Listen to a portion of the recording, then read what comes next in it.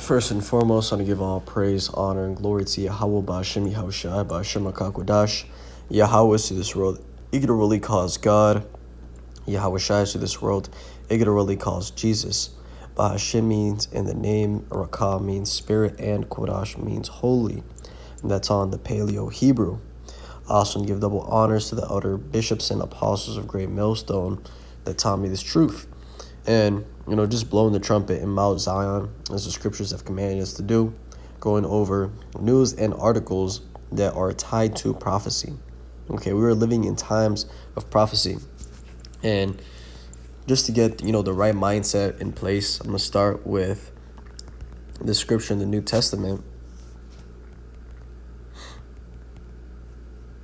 Matthew chapter 13 and verse 16, it says, "But blessed are your ears, for they see, and your ears, for they hear. For verily I say unto you, that many prophets and righteous men have desired to see those things which ye see, and have not seen them, and to hear those things which ye hear, and have not heard them." Okay, and that's what we're living right now. We're living in the end time prophecies. And many men, many women, many people have died waiting to see what we're seeing. So, we should be on fire. We should be in the spirit, happy that we're seeing this place get destroyed. Because it says in 2 Ezra chapter 6 and verse 9, "For Esau is the end of the world, and Jacob is the beginning of it that followeth." In order for the kingdom of heaven to be established, this kingdom, this world, has to go down. And we're seeing the beginning of it. So, I'm going to play this video here. Iranian strike on Saudi base wounds several U.S. troops, damages aircraft. And right under that, footage released by Islamic Republic of Iran, broadcasting on March 28, 2026, shows what is described as the 85th wave of missile launches targeting enemy infrastructure. According to Iran's Revolutionary Guards, the strike allegedly destroyed a U.S. F-16 fighter jet before it landed at an airport in Saudi Arabia. So, it's only intensifying, and soon people are going to feel the pressure from the war over there on the souls of America.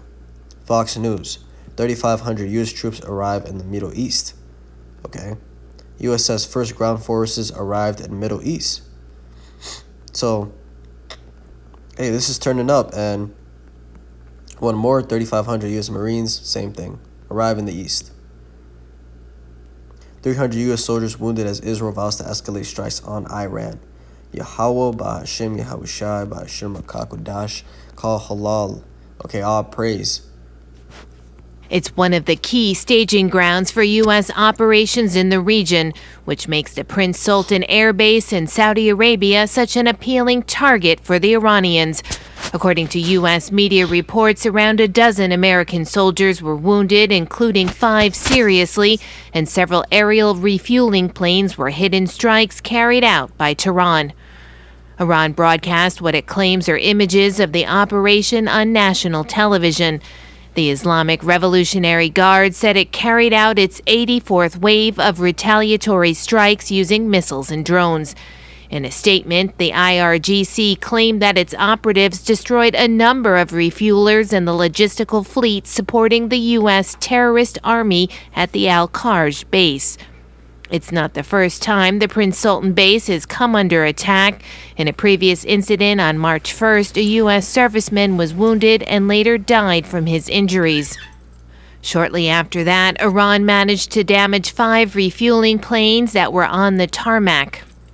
A month into the war, the Iranian attack shows that the regime remains able to strike at the heart of American assets, despite the Trump administration's claims that it's annihilated Iran's ballistic missile capabilities.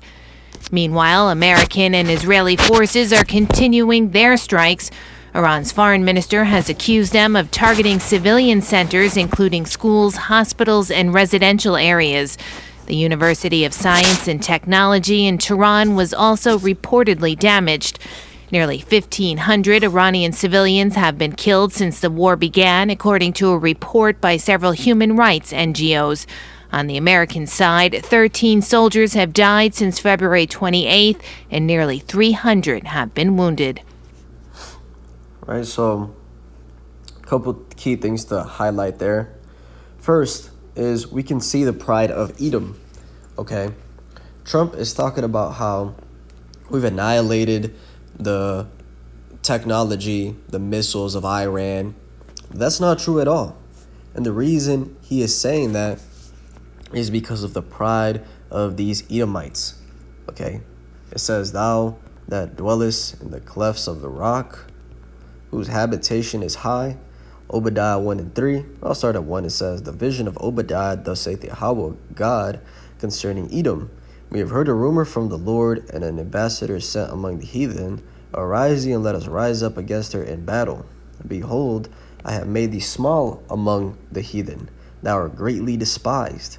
The pride of thine heart hath deceived thee, thou that dwellest in the clefts of the rock, whose habitation is high, that saith in his heart, who shall bring me down to the ground?" Right? So the pride of these Edomites is ultimately going to deceive them, okay, because it's going to lead them to a very bad situation. Okay? It says, "Though thou exalt thyself as the eagle, and though thou set thy nest among the stars, thence will I bring thee down, saith Yahweh." Right? So you can see how every single civilization, Greeks, Romans, Americans, they were all Edomites, and they all portrayed themselves as the eagle, which the eagle is the highest flying bird. That's why it's associated with that pride. So, it says that in Revelation chapter 18, the mentality of these Americans. Revelation 18 and verse 7, it says, "How much she hath glorified herself and lived deliciously. So much torment and sorrow give her. For she saith in her heart, I sit a queen, and am no widow, and shall see no sorrow. Therefore shall her plagues come in one day, death and mourning and famine, and she shall be utterly burned with fire, for strong is Yahweh God who judgeth her." Right? So the mentality of this place is that they sit a queen, and they shall never see sorrow. Right? Living it up, the best of the best. Babylon being the hammer of the earth. But guess what? This place is going to fall, and we're seeing the beginning of it.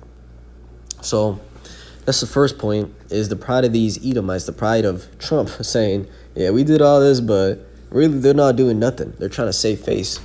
And I believe, speaking as a man, seeing through the spirit, that's ultimately what's going to cause America and Israel to do something completely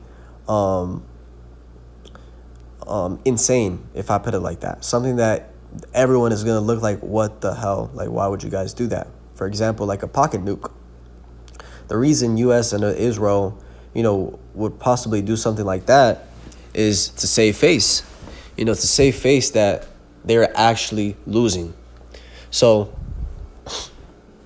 we know that something is going to take place that turns, NATO and EU, the allies of America, against America fully. And it has to go back to that pride. But another point to touch on is the fact that they're sending U.S. troops over there. Okay, the first U.S. troops arrive over there. And let's read that in the Bible. So when you go into Joel chapter 2 and verse 28, or verse 20, it says, "But I will remove far off from you the northern army.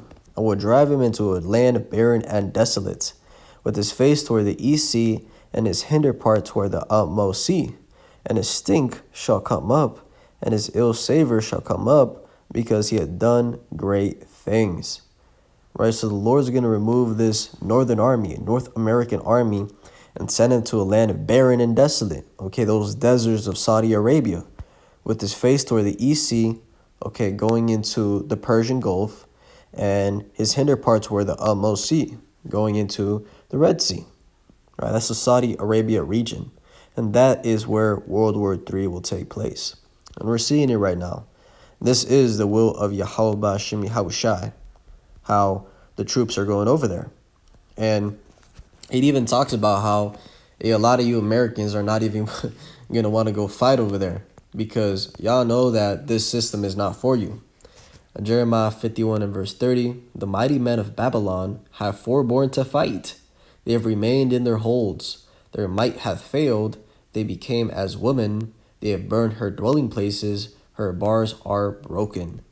right? So you men of Babylon of America are not going to go fight because the average American is realizing that this system is corrupt. It is wicked. And that the people up top do not give a flying F about you. They're all just doing what they're doing to gain power, to gain control over the masses, and to be like the Most High. That is the reason of these Edomites pushing the chip technology, of getting everyone chipped. Is to be like the Most High, to have control of everyone. But as it says, in the fullness of their sufficiency, they shall be in straits. Job chapter 20 and verse 22. In the fullness of his sufficiency he shall be in straits. Every hand of the wicked shall come upon him. When he is about to fill his belly, God shall cast the fury of his wrath upon him, and shall rain it upon him while he is eating. Right? So right at the peak, the fullness of their sufficiency, he's going to be in straits. At the peak of them getting everything they want to do done is when the Most High Yahweh Bashem Yahushai is going to turn everything upside down. Okay, he's going to come back and make those nukes fly. So this devil is not going to be able to fully accomplish his NWO, the 2030 agenda. He's going to get real close, but he's not going to get all of it done. Because Yahweh Bashem Yahushai will step in. And even when you go into that word Job 20 and 22, if I remember correctly, it goes into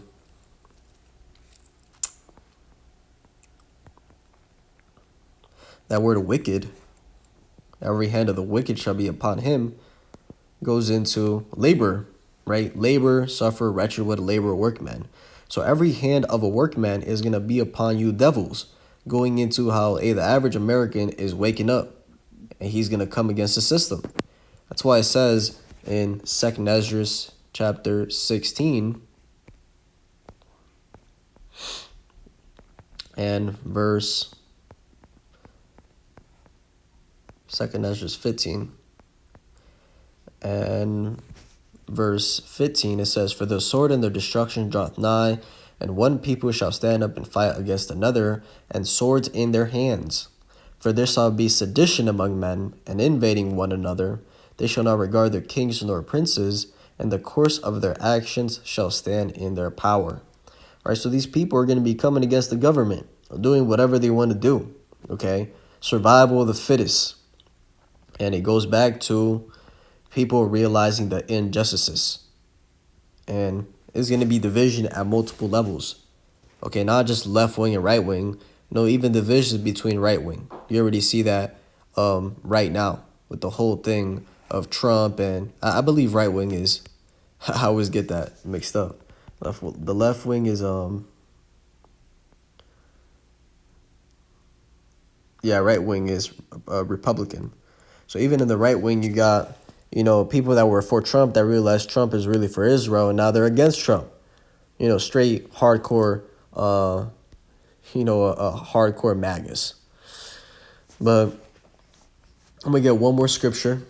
So they're going into the troops, sending them over Administration's claims that... Oh, and I need to watch this video this brother made, but I watched the video he went over, the brother GMS Awakening, and he was going into how, things are going to turn up. I'll end it with that. Jeremiah 36. Because this is what's coming. Jeremiah 30 and verse 6 it says, verse 5 it says, For thus saith Yahweh, ye have heard a voice of trembling, of fear, and not of peace. Ask ye now and see whether a man doth travail with child. Wherefore do I see every man with his hands on his loins, as a woman in travail, and all faces are turned into paleness. Right, so Jeremiah is saying, do men, have children? He's like, why do I see every man, with his hands on his stomach as if he was like a pregnant woman? It says, Alas, for that day is great, so that none is like it. It is even the time of Jacob's trouble, but he shall be saved out of it. So that is what is going to be causing that mass chaos and fear and panic and turmoil, is Jacob's trouble, the time of Jacob's trouble, the day of the Lord. So get right, focus on the Lord, cut out the distractions, because this thing will turn up faster than you can possibly imagine. With that, I want to give all praise, honor, and glory to Yahweh, Ba'ashem Yahushua, Ba'ashem HaKakodash, and double honors to the elder bishops and apostles of Great Millstone that taught me this truth. Shalom to elect, shalom.